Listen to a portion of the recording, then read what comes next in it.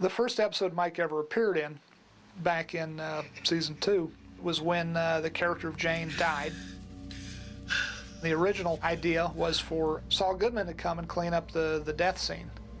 And we could not get Bob Odenkirk. He wasn't available then. He had other things he needed to be doing here in Los Angeles. Couldn't make it out to Albuquerque. Yeah. Tell him I'm in conference. Bob Odenkirk, who is, as soon as I say his name, it makes me smile, it makes me laugh. Bob's terrific, but he was not available. Sit tight. I know who to call.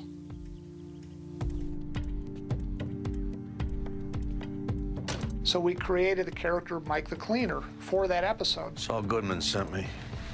I'm watching auditions, all these wonderful actors auditioning for the part of Mike, and I see Jonathan Banks.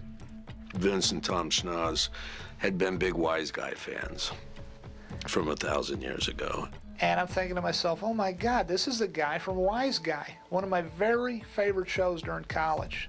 I gotta say, Jonathan Banks, and I told him this early on, was kind of one of the guys in a way when I was in high school that I looked at and said, wow, if that guy can be on TV, maybe I can too, you know? And what I meant by that is that when I was growing up, a lot of TV was still very TVQ-ish. It was down, everyone was like, you know, everyone was really flashy and kind of, you know, Love Boat and Fantasy Island, you know what I'm saying?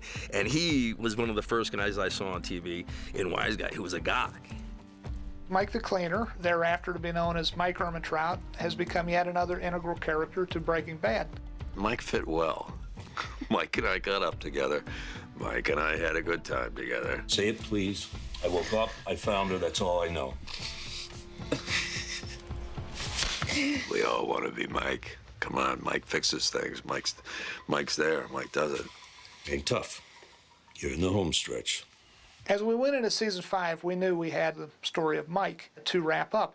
We ended season 4 with Mike down in a little MASH hospital down in the Mexican desert where he had been recuperating from a gunshot wound. It's Gustavo. He's dead. We knew we would see Mike again. We knew we had to play out his story. After Gus's death, it was like, why would he stick around and work with Walter White, especially someone he just did not respect? Son of a bitch! Somebody he was going to put a bullet in this guy's head and just never think about him. Whoa, whoa, whoa! Hold up, hold up! Get out of my way, kid! Mike, wait a minute, all right? Let him talk. Let him talk. I am done listening to this asshole talk. Having his money taken away was the horrible solution. He's not impressed, Comey. Perhaps he's picturing all that money going bye-bye.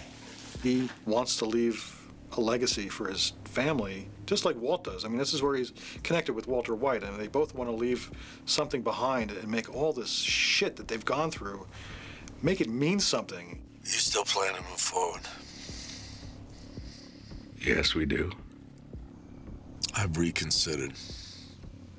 I'm in. I loved his awareness of what a dark pit he had taken himself into, and he's aware of it. Jonathan is such a great guy, he's a fantastic actor, but he was also a great fit for the show. His personality, one of a gruff exterior, he is such a pussycat inside. Jonathan Banks is so much fun to work with, and he is an intimidating guy. He's a friendly guy, and he's a dad, and he's a funny guy, but he's got a kind of heavy weight air to him. Mike, I'm extending you. Now that we're all together, here are the ground rules. And he was genuinely scary. When he stares you down, he's in the role. He's completely in it. I don't tell you how to mix your chemicals and whatnot, and you do not tell me how to take care of business. Is that absolutely clear? What did I enjoy most about working with Jonathan Banks? Everything. These days, chances of getting a new methylamine hookup is rare, man. It's like Bigfoot, like unicorn rare. Kid, you're giving me heartburn here. He's brilliant. He's loud, aggressive, but just a lovable beast that would do anything for you. Kid, just look out for yourself. We kind of knew early on we had some juicy drama in the works. We knew we had to play out these two characters, these two very strong, willful characters. Mike, hold on. Okay, Mr. White's got an idea. Count to 3. Mike, I'm serious. It's a great idea. Look, you get your $5 million, we both do it, and he gets his methylamine, all right? Just hear him out. These are two really strong, willful guys, Walt and Mike, and you need to play it out such that only one guy is left. At least, certainly that's the way Walt sees the world. He's got to be the king. There can be no other. Vince and I were at Aaron's engagement party on a cool night, I think in February. And I went, Vince, do you think that you could quit talking about the fucking hors d'oeuvres and we could talk about my career for a minute? That's when I learned. So I knew what was going to happen. When his last few days on the show came, he was a marshmallow. He was weeping and genuinely sad that this came to an end. God. When I found out he was gonna go, it was just, it was very hard on me. I love that man. On and off set.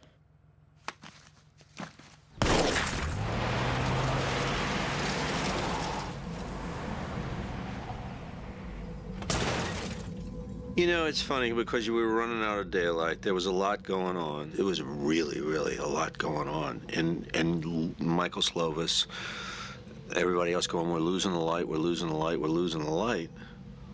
And here is my moment of contemplative death by the river.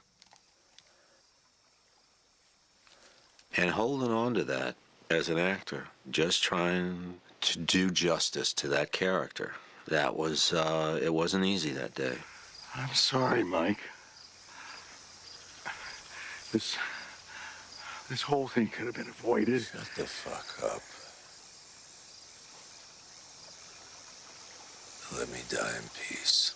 And I didn't know that Michael Slovis had that camera back up on the hill so that when Mike just collapses, he goes over.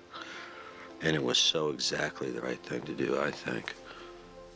There's a sadness at the heart of Mike that always spoke to me. I miss Mike's character now, I gotta tell you. I always liked writing for Mike. My idea for Mike is that he retires to Spain, that he goes to the Costa Blanca, and he lives with a beautiful Spanish woman, and listens to jazz at 2 o'clock in the morning on summer nights on a coastal town. You know, that's how I see Mike. But that didn't happen.